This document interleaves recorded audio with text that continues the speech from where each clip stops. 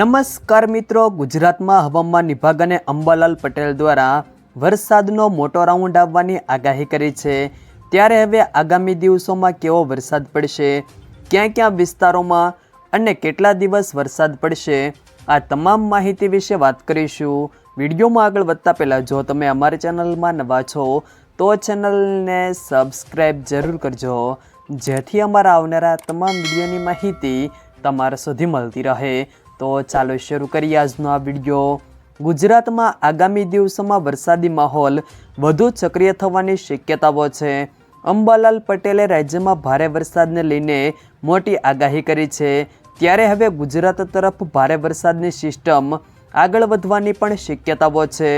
તેમની આગાહી મુજબ ઉત્તર અને મધ્ય ગુજરાતમાં કેટલાક વિસ્તારોમાં ભારે વરસાદથી જળબંબાકાર જેવી સ્થિતિ સર્જાઈ શકે છે, જ્યારે દક્ષિણ ગુજરાતમાં કેટલાક વિસ્તારોમાં અતિ ભારે વરસાદની પણ સંભાવના છે। ઉત્તર અને મધ્ય ગુજરાતમાં ભારે વરસાદની શક્યતાઓ છે, જેથી અંબાલાલ પટેલની આગાહી મુજબ ઉત્તર ગુજરાતના કેટલાક વિસ્તારોમાં હળવાથી ભારે વરસાદ પડી શકે છે। મહેસાણા, સાબરકાંઠા અને અરવલ્લી જિલ્લામાં આગામી દિવસોમાં 3 થી 4 ઇંચ જેટલો વરસાદ પડવાની પણ શક્યતાઓ છે। મધ્ય ગુજરાતમાં વડોદરા અને આણંદ સહિતના વિસ્તારોમાં 3 દિવસ દરમિયાન 4 ઇંચ કે તેથી વધુ વરસાદ પડી શકે છે। જો વરસાદી સિસ્ટમ વધુ મજબૂત બને તો કેટલાક વિસ્તારોમાં 5 થી 6 ઇંચ સુધીનો વરસાદ નોંધાઈ શકે છે। અમદાવાદમાં પણ ભારે વરસાદની શક્યતાઓ વ્યક્ત કરાઈ છે। દક્ષિણ ગુજરાત માટે આગાહી વધુ મહત્વપૂર્ણ છે। અહીં કેટલાક વિસ્તારોમાં ભારેથી અતિભારે વરસાદ પડી શકે છે। કેટલાક સ્થળોએ 8 થી 10 ઇંચ સુધી વરસાદ વરસવાની પણ શક્યતાઓ છે। નવસારી અને વલસાડમાં અતિભારે વરસાદની શક્યતાઓ છે, જ્યારે સુરત અને ભરૂચમાં પણ ભારે વરસાદ પડી શકે છે।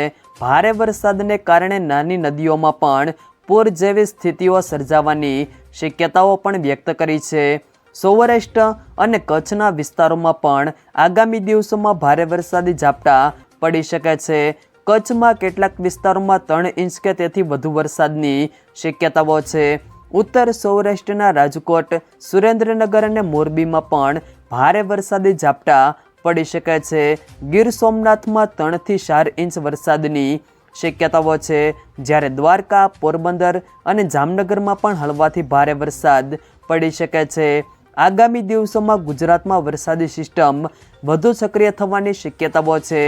તેના કારણે રાજ્યના અનેક વિસ્તારોમાં વરસાદનું જોર વધે તેવી સંભાવના છે। ખાસ કરીને ઉત્તર, મધ્ય અને દક્ષિણ ગુજરાતમાં ભારે વરસાદને કારણે પાણી ભરાવા અને નદી નાળામાં પૂર જેવી સ્થિતિ પણ ઊભી થઈ શકે છે।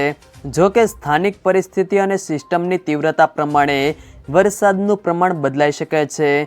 20 અને 21 જુલાઈના રોજ સુરેન્દ્રનગર, મોરબી, જામનગર, દેવભૂમિ દ્વારકા, પોરબંદર, રાજકોટ, જૂનાગઢ, ગીર સોમનાથ, અમરેલી, ભાવનગર, બોટાદ, વડોદરા, છોટાઉદેપુર, નર્મદા, ભરૂચ, સુરત, તાપી, નવસારી, ડાંગ, વલસાડ જિલ્લામાં મોટાભાગના વિસ્તારોમાં હળવોથી મધ્યમ વરસાદની પણ શક્યતાઓ છે, જ્યારે કચ્છ, અમદાવાદ, ખેડા, આણંદ, પંચમહાલ, દાહોદ, મહીસાગર, ગાંધીનગર, અરવલ્લી, સાબરકાંઠા, મહેસાણા, પાટણ, બનાસકાંઠા, વાવ-થરાદ આ જિલ્લામાં છૂટાછવાયા સ્થળોએ હળવોથી મધ્યમ વરસાદની પણ શક્યતાઓ છે।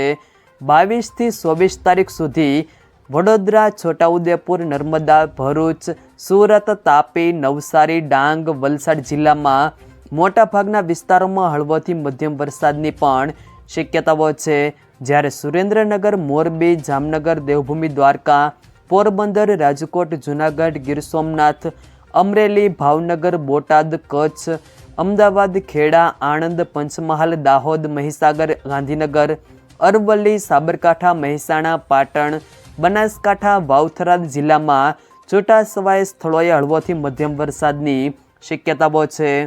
25 તારીખના રોજ અરવલ્લી, મહીસાગર, દાહોદ, પંચમહાલ, છોટાઉદેપુર જિલ્લામાં ભારે વરસાદની શક્યતાઓ છે, જ્યારે વડોદરા, નર્મદા, ભરૂચ, સુરત, તાપી, નવસારી, ડાંગ, વલસાડ, સુરેન્દ્રનગર, મોરબી, જામનગર, દેવભૂમિ દ્વારકા, પોરબંદર, રાજકોટ, જૂનાગઢ, ગીર સોમનાથ, અમરેલી, ભાવનગર, બોટાદ, કચ્છ, અમદાવાદ, ખેડા, આણંદ, ગાંધીનગર, સાબરકાંઠા, મહેસાણા, પાટણ, બનાસકાંઠા, વાવ, થરાદ જિલ્લામાં પણ છૂટાછવાયા સ્થળોએ હળવોથી મધ્યમ વરસાદની શક્યતાઓ છે. જો મિત્રો વિડીયો પસંદ આવ્યો હોય તો વિડીયોને લાઈક કરો, તમારા મિત્રો સાથે શેર કરો અને જો તમે અમારી ચેનલમાં નવા છો તો ચેનલને સબસ્ક્રાઈબ જરૂર કરજો, જેથી અમારા આવનારા તમામ વિડીયોની માહિતી તમારા સુધી મળતી રહે.